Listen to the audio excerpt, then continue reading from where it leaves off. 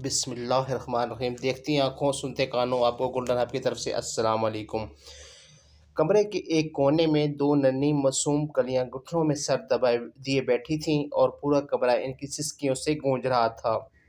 کمرے کے بحریک اور شدید غصے کی حالت میں کہہ رہی تھی، اب کمرے سے باہر نکل کر دکھاؤ، ذرا اس سے بھی زیادہ ماروں گی۔ اپنی ماں تو مر گئی اور تم دونوں کو چھوڑ گئی میری زندگی عذاب بنانے کے لیے۔ چپ کر جاؤ دونوں، ورنہ اس چھری سے دونوں کی زبانیں کاٹ دوں گی۔ ڈر کے مارے بڑی بچی نے دوسری بچی، جو کہ اس سے تقریباً 2 سال چھوٹی تھی، اس کے منہ پر سختی سے ہاتھ رکھ دیا اور اسے چپ کرانے لگی۔ 4 سدہ کے اس چھوٹے سے گاؤں میں رہنے والی 7 سالہ اقرا اور 9 سالہ رمشا کی سگی ماں فرزانہ کو اس دنیا سے گئے 8 ماہ ہو چکے تھے، اور ان کی ماں کی وفات کے بعد ان دونوں نے کوئی ایک دن بھی آرام و سکون سے نہیں گزارا تھا۔ اقرا اور رمشا کا والد ظفر ایک مزدور تھا جو سارا دن محنت مزدوری کر کے اپنے بچوں کا پیٹ بھرتا۔ بیوی کے مرنے کے بعد وہ کام پہ چلا جاتا اور بیٹیاں سارا دن اپنی ماں کو یاد کر کے گھر میں اکیلی رہتی۔ ان کے گھر کے ساتھ گھر میں ظفر کی چاچی رہتی تھی۔ دونوں بچوں کی حالت دیکھتے ہوئے اس نے ظفر کو دوسری شادی کا مشورہ دیا، جس سے اس نے فوراً مان بھی لیا۔ رشیدہ چاچی نے ہی اس کے دی نسرین کو پسند کیا، جس کے والدین حیات نہیں تھے۔ اپنے ایک بھائی اور بھابھی کے ساتھ رہتی تھی۔ ایک ہفتہ کے اندر اندر ہی سادگی سے نکاح ہوا۔ اقرا اور رمشا بہت خوش تھی کہ ان کی نئی امی آ گئی ہیں اور اب وہ سارا دن گھر میں اکیلی نہیں رہیں گی۔ اب انہیں کھانا بھی وقت پہ ملے گا، بھوکا نہیں رہنا پڑے گا۔ لیکن ان دونوں معصوم بچیوں کی یہ خوشی صرف چند ہی دن رہی۔ کچھ دن بعد ہی اس نے دونوں بچیوں کو چھوٹی چھوٹی باتوں پہ مارنا شروع کر دیا۔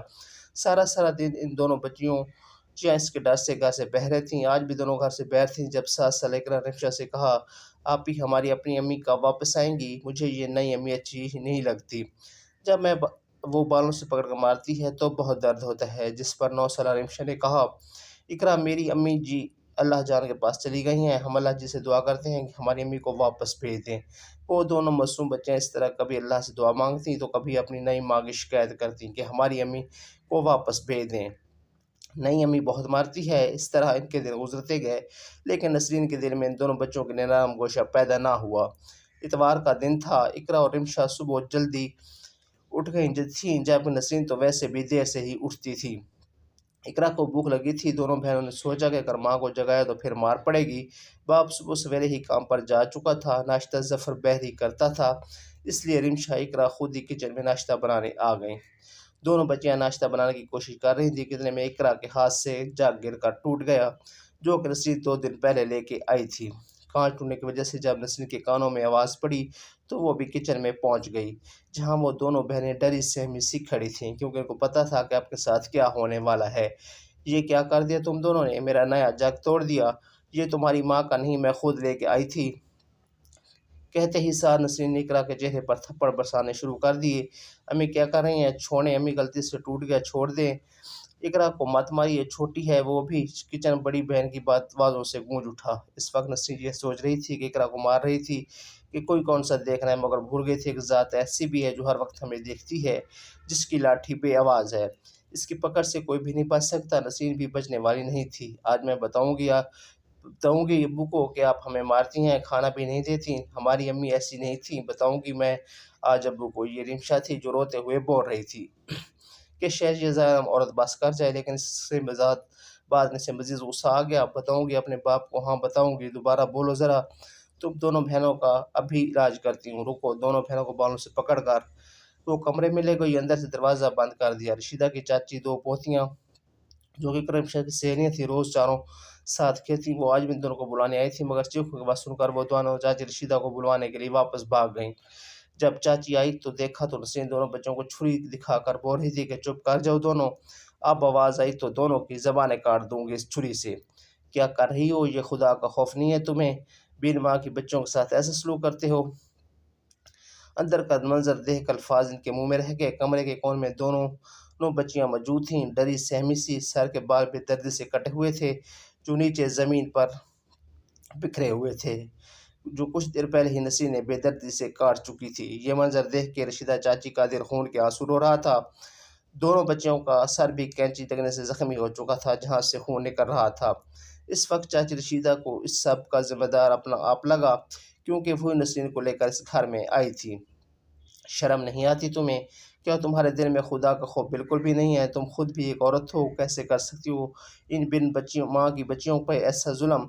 تمہاری شادی میں نے ظفر سے کروائی یہ سوچ کر کہ تم ان بچوں کی ماں کو پیار دو گی، لیکن تم نے ان کی یہ حالت کر دی تھی۔ کیا تم یہ بھول چکی ہو کہ اللہ اس شخص پر رحم نہیں کرتا جو لوگوں پر رحم نہیں کرتا؟ تم سے اس سب کا بدلہ اللہ ہی لے گا۔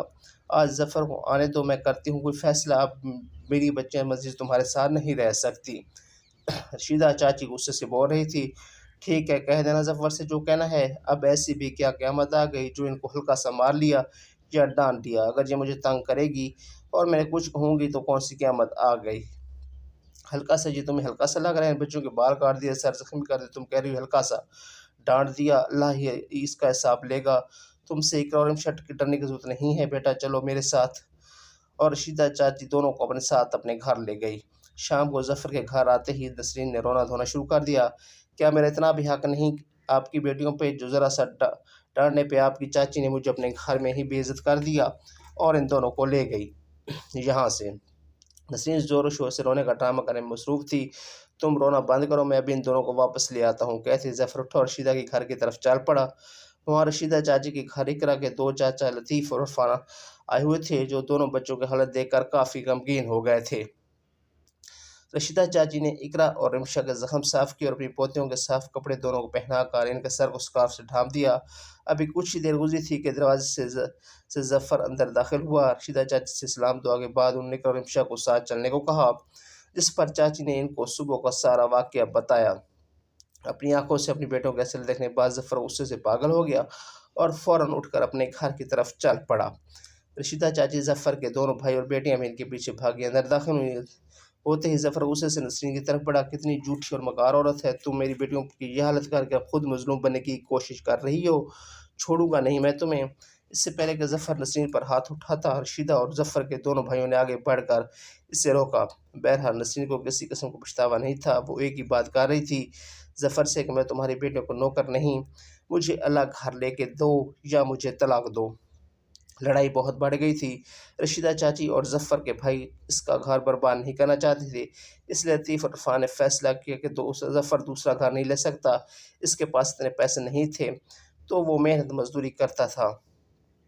اس لیے انہوں نے ظفر کو بتایا کہ اقرا اور عشیہ کو ہم لے جاتے ہیں اور یہ دونوں اب ہمارے ساتھ رہیں گی۔ بہت مشکل سے ہی صحیح، لیکن ظفر مان گیا۔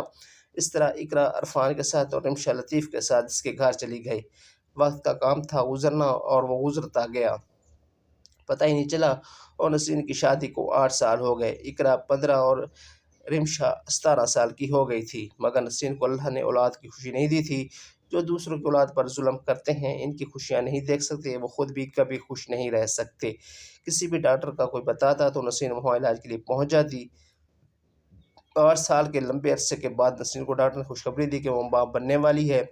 اس کی خوشی کی انتہا نہیں تھی، وہ ہر وقت سوچتی رہتی تھی کہ میں اپنے بچوں کو دنیا کی ہر عیش دوں گی، بڑے سے بڑے اسکول میں پڑھے گا میرا بچہ۔ ان دنوں اس نے کام کے لیے ملازمہ بھی رکھ لی تھی۔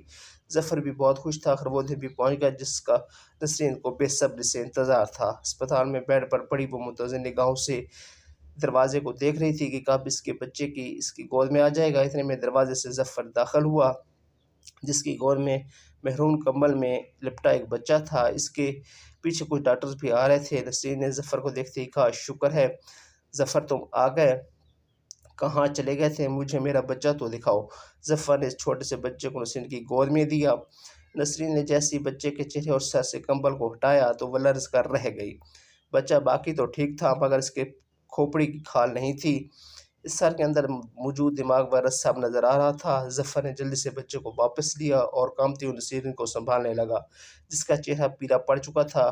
آج 2 ہفتے گزر چکے تھے، نسرین اور ظفر پہ وہ قیامت گزرے۔ رات کے 2 بج رہے تھے جب پیاس کی شدت سے نسرین کی آنکھ کھلی۔ کچن میں پانی پیتے ہوئے اچانک سے وہ سب یاد آ گیا جو وہ 8 سال پہلے اقرا اور رمشا کے ساتھ کر چکی تھی، اور اپنا ننھا سا بیٹا بھی۔ رات کے اس پہر کچن میں کھڑی نسرین کے کانوں میں مسلسل بچوں کی آوازیں گونج رہی تھیں، امی مت ماری اقرا کو، امی چھوڑیں، میرے بال نہ کاٹیں، مت کریں۔ امی صرف ایک دفعہ معاف کر دیں، اس کے بعد کبھی آپ کو تنگ نہیں کریں گے۔ شاید اپنی اولاد کی ایسی حالت میں دیکھنا ہی تھا جو آج نسرین معصوم بچوں کے درد کو محسوس کر رہی تھی۔ چیخ چیخ کر روتے ہوئے وہ کچن میں ہی زمین پر بیٹھ کر اللہ سے معافیاں مانگنے لگی۔ رونے کی آواز سن کر ظفر بھی بھاگتا ہوا کچن میں آیا۔ کیا ہوا نسرین، کیوں رو رہی ہو؟ بتاؤ مجھے کیا ہوا؟ ظفر نے ہوا سے بھاگتا ہو کے پوچھا۔ ظفر، مجھے اقرا اور رمشا کے پاس لے چلو، خدا کے لیے مجھے ان کے پاس لے چلو، میں ان سے معافی مانگنا چاہتی ہوں۔ آج اپنی اس حالت کے ذمہ دار میں خود ہوں، نہ میں ان پر ظلم کرتی، نہ آج میرے ساتھ یہ سب کچھ ہوتا۔ جب تک وہ مجھے معاف نہیں کریں گی، اللہ بھی مجھے معاف نہیں کرے گا۔ نسرین نے ظفر سے کہا، ابھی بہت رات ہو چکی ہے، میں تمہیں کل صبح ان کے پاس لے جاؤں گا، اور اسے سہارا دیتے ہوئے کمرے میں لے آیا۔ اگلے دن صبح سویرے ہی ظفر اور نسرین عرفان اور لطیف کے گھر روانہ ہوئے۔ اقرا اور رمشا اپنی چاچی کے ساتھ کچن میں ان کا ہاتھ بٹانے میں مصروف تھیں جب باہر سے باتوں کی آواز آنے لگی۔ لگتا ہے کوئی آیا ہے، چلو چل کے دیکھتے ہیں، عرفان کی بیوی نے کہا، اور وہ تینوں باہر آ گئیں۔ باہر کا منظر دیکھ کر رمشا کو اپنی آنکھوں پہ یقین نہیں آ رہا تھا، جہاں لطیف کی بیوی نسرین سے سلام دعا کرنے میں مصروف تھی۔ اقرا اور رمشا نے بھی آگے بڑھ کر سلام کے لیے ہاتھ بڑھایا، لیکن نسرین نے ان کا ہاتھ تھامنے کی بجائے دونوں کو گلے لگا لیا اور پھوٹ پھوٹ کر رونے لگی۔ مجھے معاف کر دو بیٹا، میں تم دونوں سے معافی مانگنے آئی ہوں، میں نے تم دونوں کے ساتھ بہت برا سلوک کیا ہے، اس کی مجھے بھی سزا مل چکی ہے، مجھے معاف کر دو اور میرے ساتھ گھر چلو۔ جب تک تم دونوں مجھے معاف نہیں کرو گی، تب تک اللہ بھی مجھے معاف نہیں کرے گا۔ اقرا اور رمشا نے نسرین کی طرف دیکھا اور وہ جو بے حد کمزور نظر آ رہی تھی، آنکھوں کے گرد گہرے سیاہ حلقے موجود تھے، وہ بہت بیمار نظر آ رہی تھی۔ دونوں بہنوں نے اسے معاف تو کر دیا مگر ساتھ چلنے سے انکار کر دیا تھا۔ اب واپس وہ دونوں اس گھر میں نہیں جانا چاہتی تھیں اور اس گھر میں وہ بے حد خوش بھی تھی۔ 2 دن وہاں گزارنے کے بعد نسرین اور ظفر واپس آ گئے۔ آج ظفر کام پہ چلا گیا تھا جبکہ نسرین گھر میں بالکل اکیلی تھی۔ آج پہلی بار اسے اس تنہائی سے خوف آ رہا تھا، مگر اب کچھ نہیں ہو سکتا تھا، یہی تنہائی اور اکیلا پن اس کا مقدر بن چکا تھا۔ تو ناظرین، یہ تھی ہماری آج کی ویڈیو، امید ہے آپ کو پسند آئی ہوگی۔ اگر آپ کو ہماری ویڈیو اچھی لگی ہو تو چینل کو سبسکرائب کر لیں تاکہ ہماری ہر ویڈیو آپ کو بر وقت ملتی رہے۔ اس کے ساتھ ہی ہمیں دیجیے اجازت، بہت جلد ایک نئی ویڈیو کے ساتھ دوبارہ حاضر ہوں گے، تب تک اللہ حافظ۔ ناظرین، آپ سے گزارش ہے کہ ہمارے چینل کو سبسکرائب کرنا ضرور کیجیے تاکہ ہماری ہر آنے والی ویڈیو آپ کو بر وقت ملتی رہے۔ اللہ آپ سب کا حامی و ناصر ہو، اس دعا کے ساتھ خدا حافظ۔